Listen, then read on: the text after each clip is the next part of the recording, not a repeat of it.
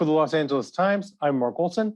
Welcome to another of our virtual indie-focused screening series events. Today, we're having a conversation about the movie Fresh, which recently premiered at the Sundance Film Festival. The movie is a horror rom-com thriller that's a satire of contemporary dating and commodification culture. And to join us to talk about it, we have director Mimi Cave, who makes her feature debut with the film, and the stars of the film, Daisy Edgar-Jones, who plays Noah, and Sebastian Stan, who appears as Steve. Thank you to the three of you for joining us today. Let's go ahead and get started. Mimi, I'll start with a question for you.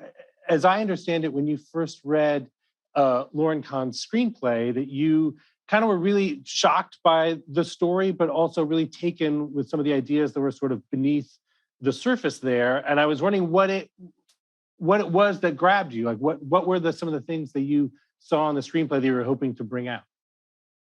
Yeah, I mean, I think there was so much there that kind of made me pause. But I had never really read a script that got into the details of what it's like to just be a woman every day in such a way that felt like it really just cut through everything. And I think there were some personal themes to me in terms of the commodification of female bodies that just felt like something I really wanted to be a part of and something I wanted to bring to life on screen. And how did you translate some of that into tone for the movie? Because it's one of the things I think is so enjoyable about the film is the movie itself is so surprising. It's always sort of like changing tone and shifting kind of what it is.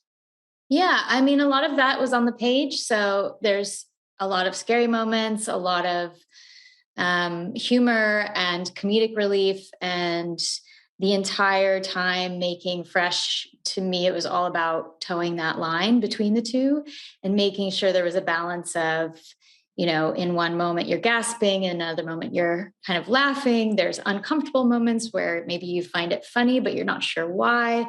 And I think as soon as you get into that type of film with that type of tone, you're onto something and you're going to strike a chord with people. So so that's what I really found intriguing with that. Daisy, how did you find those shifts in tone? On the one hand, I would think it's maybe an exciting thing for a performer, but it probably also feels challenging and a little daunting.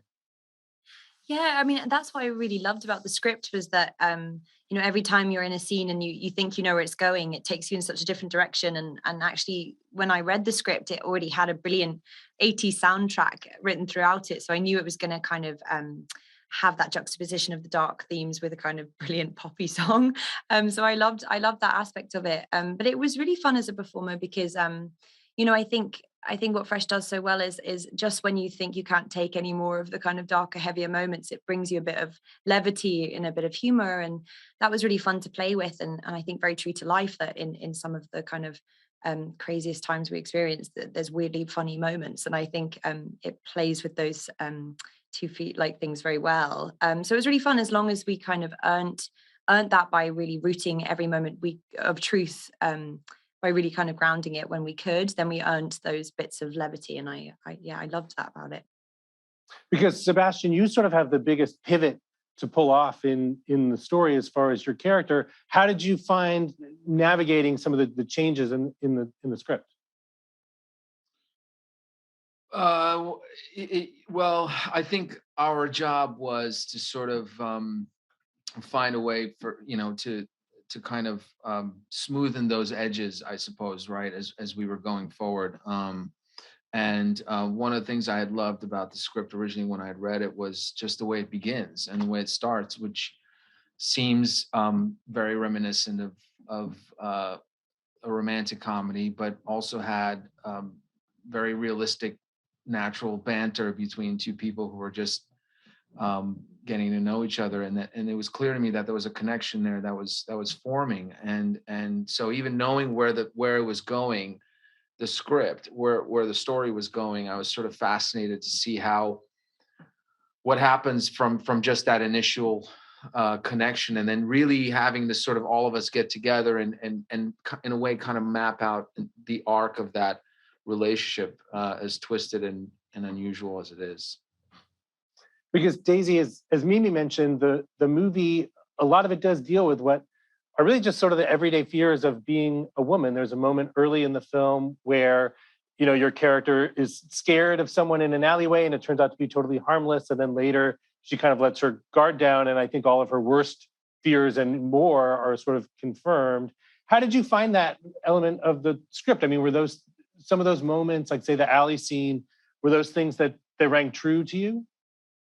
Certainly, and I think they ring true with a lot of my female friends, and I think I really enjoyed that the script was sort of representing those moments. I'd sort of never seen them on screen, and I think it was really important, and just the difficulty in dating and wanting to let your guard down and meet new people, but also being aware of the kind of potential threat that might bring. So I think Fresh sort of explores that really well, and I think that's what's wonderful about it is you can watch it and just enjoy it for a kind of really fun sort of genre piece, but you can also take something deeper from it, and I think everyone who comes to it something will resonate with them, and I think that's really special.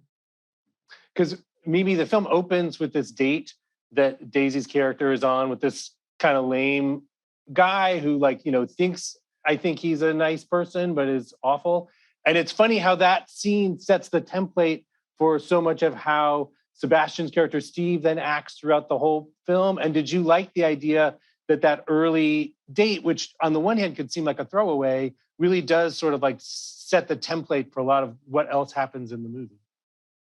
Yeah, I think that's what was so brilliantly layered into the script was there were all of these callbacks throughout. So anytime I feel like after you see the film, then you start to think about, oh, there was like a tie or there was a clue in the beginning that I didn't pick up on. And I think that's one of the really fun things about the story.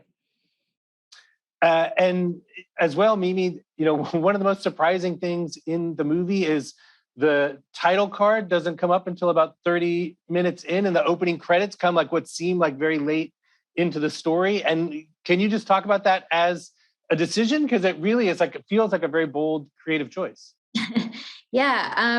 We decided, my editor and I decided that together. We had thought about it while we were shooting. There wasn't a title sequence written into the script, so I knew it was kind of up to me to figure that out. And as we were going, it was pretty clear that the movie's first act was really different than the rest of the film. And so it was a nice visual way to separate and sort of bring the audience along with us and say, okay, you thought you were watching this, and now you're going to come into this new film. And sort of give it a moment for people to quote unquote digest sort of the moment they just saw and what they're about to see. So it felt like a perfect moment, and we tested a few different things, but that was the one that hit the hardest. And Sebastian, Daisy, I want to ask about your first scene together in the movie. It's this sort of classic rom-com meet cute in a grocery store. And how do you play a scene like that, knowing everything that's to come? Like, as Mimi was saying, how are you sort of layering in what you knew was going to be coming later? Daisy? Well, I think for me, what was great is we were filming the first act of the film first. So we hadn't really got into any of the other stuff. That all came a lot later. So really those first 2 weeks of filming felt like we were in a different film. And for Noah, she's just... she meets Steve and he seems really charming, and it's something she hasn't experienced before. So she's a little, I guess, dumbfounded that he's shown an interest in her by some vegetables. So for me, it was quite easy just to play it the way, you would. And so it was only really afterwards that then, we got into the darker stuff. And I think had we mixed up that bit, that might have been harder to sort of reach for. And Sebastian, what was that scene like for you? Everything happens on aisle 6, Mark.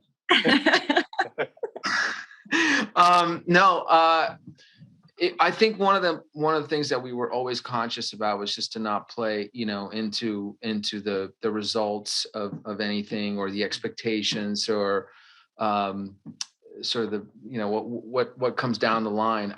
It's funny because we were joking a lot about when we were shooting the beginning of the movie, we were like, this is so much fun. Why can't we just keep going? And like there was another parallel universe where this turned out okay, But I think it's important that, sadly, of course, that a lot of those beginning moments are genuine, and that you really do understand that there is a connection there, even though there's manipulation at hand. And Mimi, as Daisy said, did it ever feel to you like you were making like more than one movie? Like, did it feel like you were making two movies, or was it a challenge to sort of connect the different sides of the film? I wouldn't say it was a challenge, but I think it's the same thing when you're watching the movie, like Daisy said, where you are like, well, this could have gone a different way, or this could have worked out. And so you kind of playing with that back and forth in your head the whole time.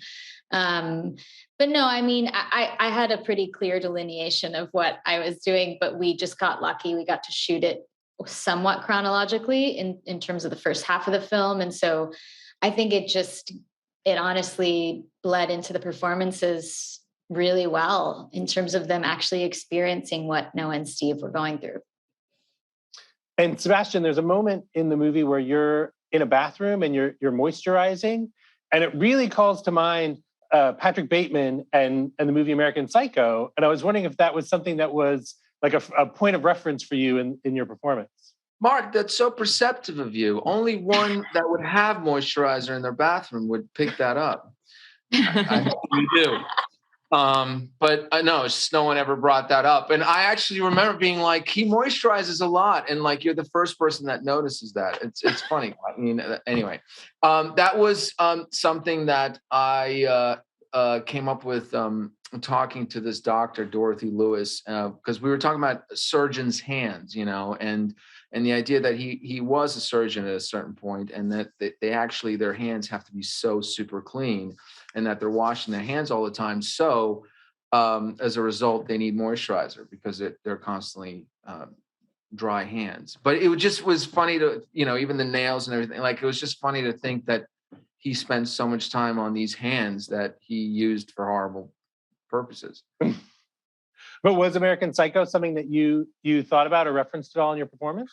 We certainly talked a lot about American Psycho, but I know Mimi and I know we were like, look, we don't want to do that. I mean, I didn't want to look back at that movie, and I didn't want to, I mean, I love that, I love the performance that Christian Bale does, and I love him as an actor, but I think we were always trying to find our own way into this, even though the script did have those sort of larger than life moments in the way that it was using 80s music, and seemingly Steve was self-indulging in these kind of private moments. And again, more credit goes to Mimi for being like, let's tone it down a little bit, because if it was after me, we would have been in like, Fame, the musical. Like I would have done a whole rendition. Because Daisy, did you have, whether it was, rom-com heroines or sort of horror film final girls, like was there any movies or performances that you looked to for references? Well, Mimi gave us a really great list of films to watch, really to get an idea of the tone of the film. So I watched Get Out. It sort of was the first sort of social thriller, I guess, genre where they use thriller to sort of have a conversation about something a lot deeper. So I watched a lot of films, but really for Noah, no, I mean, I think for me, the prep was really about nailing her accent, because I think I'd never done an American accent, and I wanted to make sure I got that right. And it really informed a lot about her as a character, and also the comedy of the piece. Once I kind of got that, right, I then was able to kind of sit more comfortably in the playing of it. So for me, that was my main focus. And maybe your short films and music videos that you've done before this feature dance and movement a lot. And there are 2 or 3 just terrific sort of dance sequences in the film. Is that something that you like look for in a screenplay, or like how do you sort of bring your background with dance and movement into the story? I mean, there's definitely scenes that were in the script that I knew, like, oh, like I kind of would visualize early on because that stuff just comes to me first. So I had a lot of fun with those scenes because it is in my wheelhouse, and it's the thing I'm kind of the most comfortable with. But yeah, I mean, I think what's so awesome about movement and dance on screen is that our bodies say so much, and you can have a whole scene without words when you're utilizing dance or movement in a scene. And so I think I am always kind of like looking for those opportunities to bring movement to the screen. Because Daisy, Sebastian, the two of you have two dances together in the movie, and one is really flirty and fun, and the other one is kind of psychotic and upsetting in a way. There's something really disturbing about it. And what were those two sequences like? I'm wondering which one was the upsetting one. Was it the first where it's us actually just dancing? Like, oh, that was upsetting. I know, to be honest, but yeah, it was. Those were so fun to film. I mean, like that actually was the first dance sequence we had together. Was our second day filming together. So it's fun because it's brilliantly like awkward and silly, and like it was just sort of me and Sebastian mucking around. So I loved that scene. And then the second one, actually, we did a bit of rehearsal with Mimi at the start of filming. So we always knew it was going to be a little more stylized, and it was really fun to sort of find it and work out what it would be. Sebastian, what were those numbers like for you? They were pretty high, Mark. No, yeah, I mean, it was just so fun, you know. And also, like, I think the first sequence when Daisy and I in her apartment was just all about kind of just trying to make each other laugh and you know, show that both were not afraid to sort of kind of, you know, make fun of themselves and the whole situation. And I think the second dance is so much deeper and twisted in so many ways. But it was great because Mimi had this idea of this sort of synchronized kind of movement, and it turned out really, really great because it's haunting in a lot of ways. And I think as a viewer at that point, you're just sort of not expecting that and not sure how to quite process that until later, I think. And then on top of that, Sebastian, you have a solo number to Animotion's Obsession that is really something else. Mark, that is a moment that I'll always remember. But it's not quite risky business, but it is.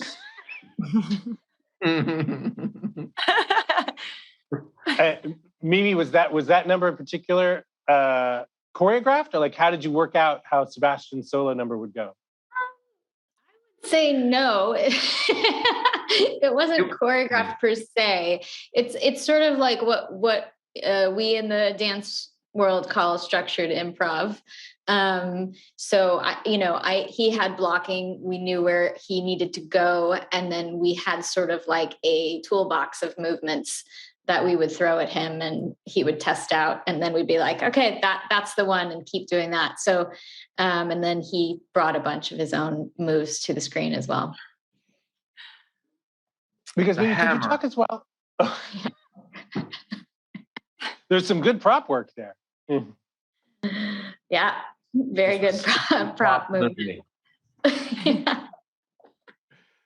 Because maybe can you talk a little bit about just the visual style of the movie? Like one thing I really appreciate is that a lot of times like the close-ups are like a little too close and you sort of are cutting off bodies in sort of awkward ways. And how is that something like a style that you sort of devised and sort of came up with? That's how you wanted the movie to look. Myself and the DP Pavel Pogorzelski, we spent a long time breaking down every scene. So we kind of had developed that sort of style of framing things in a specific way in specific moments in the story. as we kind of talked about it and broke those scenes down. And as we did, we sort of like started to notice that we were kind of coming upon different themes and different sort of styles of framing. And so in certain moments in the movie, we commit to those in a pretty big way. And we kind of crossed our fingers and hoped it was effective. So. And Daisy, as much as the movie is about relationships, there it also in some ways is about friendship. And we see, Noah's friend who comes to try to capture her, to save her. And then she has a friend who tries to, in turn, save her. Did you like that there was this sort of other current to the movie besides just the sort of the horror vibes?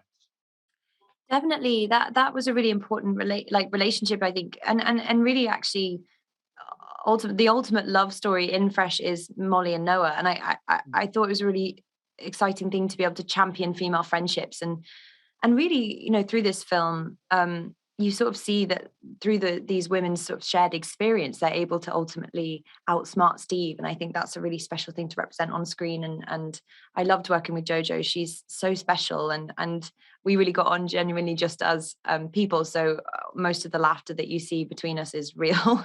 It was such a joy and such a brilliant dynamic to play with. And Mimi, was it important to you as well that this undercurrent of female friendship be something that's prominent in the story? Yeah, I mean, I think again, it was already on the page, but it needed to come across as genuine in order for us to believe that, spoilers, hard to say without spoilers, but that the lengths that these two women go to help each other are believable. And can you tell me a little bit just also about some of the locations and the sets in the house? Like in particular, like the house itself is like, it's such a wild looking place. Like how did you sort of come to sort of like design and have the house look the way that it did? So Steve's house is completely fabricated, the whole thing except for the exterior. And honestly, we had a great time making his house because we knew the scenes that took place in different places. So we got so much creative control. And when you're in that position, it's just such a gift because you're not working up against a location where you can't do or move certain things. And, when you're shooting on stage and you're building sets, you can put the camera where the wall is, and you really get so much more creative control in terms of lighting and camera movement. But my production designer, Jen Morden, killed it. And we built a life-size house. So it was really fun. It's an incredible set. It really is. Yeah. And what was it like as well? Mimi, there's a lot of questions that are answered in the movie, but there are some things that are sort of left a little bit unexplained. There's a secret society and a somewhat mysterious wife. And how did you kind of decide for yourself, like what you needed to answer and what you could sort of leave open-ended? I mean, I personally, as a film goer, I like when there's things open-ended. It just makes you think about things after the movie's over. So that was kind of like a lot of the decisions that I made are a little bit selfish to the things I like to watch. I mean, I think a movie like this with like that thriller suspense aspect to it, if all the questions are answered, then you kind of leave and there's a bow on it. And I feel like you want to leave the audience still thinking about the themes that you've presented. And some of those decisions were a way to do that. Because Sebastian, at one point in the movie, your character Steve does sort of explain himself and like how he sort of got into this life. But I can't help but wondering, like, is he telling the truth there, or is he like making that up? Like for you, did you have to sort of decide, like in moments, like how truthful or not he was being? Yeah, I mean, I think what happens for him at times is that he, to some extent, his journey, he sort of maybe reveals and kind of catches himself being more truthful and honest with Noah in particular than anybody else in more times than not. And I think that is part of the, sort of fascination and the kind of obsession that he has with her, and how he's drawn to her, is that she really does in ways cause him to sort of almost step out of his well manicured routine like existence, which has allowed him to be so successful for so long. And it's almost like, to use As Good as It Gets as a reference, when Jack Nicholson at the end of the movie, like, they go to the bakery and he opens the door for her, he doesn't realize he's stepped on the line that he's been avoiding the whole time. And it's similar in that sense, I guess, for Steve, with how he kind of reveals things about himself. But it's also that no one's really ever bothered to ask. No one's really, and no one's wondered what. And so part of what's missing for him is the ability to sort of share what's in his head. Because Daisy, the scenes that you have just with Sebastian, like that one where he's sort of explaining himself, what were some of those scenes like for you? Like, once the sort of the turn happens in the movie, your character becomes much more sort of savvy. She's having to like figure things out in ways she never had before. And what were those scenes like for you? Yeah, I mean, I think in those scenes, I thought it was really important to try and play a sort of I wanted the audience at some point to not know what Noah was thinking and feeling, and to try and play this like ambiguity of that. And so, but those scenes were kind of the trickiest to navigate, because you really have to earn his trust. And I think particularly that final dinner scene was important to really get right, because you have to believe that he believes her enough that he is willing to dance with her and to not chain her back up again. So I think those scenes were really thrilling to film, but also quite a challenge, because they were really important to get right. And then maybe just the last thing I want to ask is simply, there was some A+ level food styling in the movie, and I'm just wondering if you can talk a little bit about that. And was that a challenge for the production at all? I think with everything else, like Daisy's saying, we just wanted to get it right. So it was a process. We had an amazing chef making those dishes, and we knew which dishes we wanted things to look like. And so it was just a lot of trial and error and experimentation, and a lot of Zoom calls, because you have to remember we were in a pandemic and prepping in a pandemic. So a lot of Zoom calls and food presentations, and a lot of the crew sort of gasping at how gross certain things looked, but also how realistic and perfect. But they also had to taste decent, because poor Sebastian and Daisy had a lot of takes. And what was that like for the two of you, Daisy, Sebastian? What did you have a favorite dish? I mean, I feel like when you're filming food scenes, they're always the ones you dread the most, because I think if you have to eat anything that many times for that long, it would probably put you off. Even just like vanilla ice cream. So I think to be honest, I don't think I'll be able to look at pate again and other foods like that. So yeah, it wasn't a great culinary experience, I'd say, although it did look very, very impressive. Especially when one has to eat with joy. Yeah. At least I got to look it's not like those scenes in movies sometimes where you're just watching and you're like, they're just eating the peas. That's all they're doing. Like this had to be a real, like, I've never eaten before, like, and I think actually I remember I didn't eat all day knowing that we would be eating in the movie. And it's really weird, food in the movies, because I think it's obviously, we're so programmed to kind of like detect whether you know, but you can't fake that. You're just either eating it or not. And then we're weirdly settled by actually seeing someone do something that can't possibly be faked. So, you know, it needed to be turned up to a 10 on this one, though. And with that, we're going to wrap things up. The movie is Fresh. Sebastian, Daisy, Mimi, thank you for joining us today. Thank you. Thank you. Thanks.